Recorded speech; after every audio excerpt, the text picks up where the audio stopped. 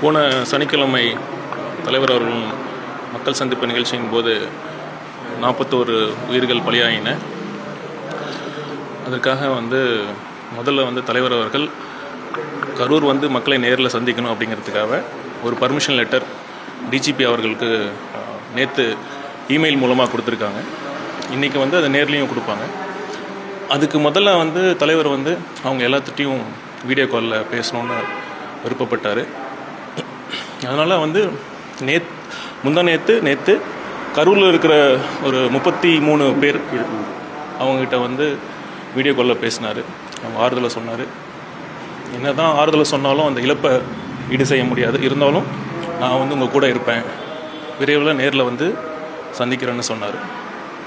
இப்போ கரூர் சுற்றியில் இருக்கிற மற்ற மாவட்டங்களை போய் பார்த்து அவங்க வீடியோ காலில் பேசுவார். நேற்று விஜய் அவர்கள் வீடியோ காலில் பேசும்போது மக்கள்கிட்ட என்ன பேசியிருக்காரு, என்ன மாதிரியான இல்லை, எல்லாருமே என்ன சொன்னாங்க, சார் உங்கள் மேலே தப்பு இல்லை, நீங்கள் தைரியமாக இருக்கணும், நாங்களும் உங்கள் ஆறுதலுக்கு நன்றி, நீங்கள் சொன்ன வார்த்தையில் எங்களுக்கு ஆறுதலாக இருக்குது, நீங்கள் முதல்ல தைரியமாக இருங்க,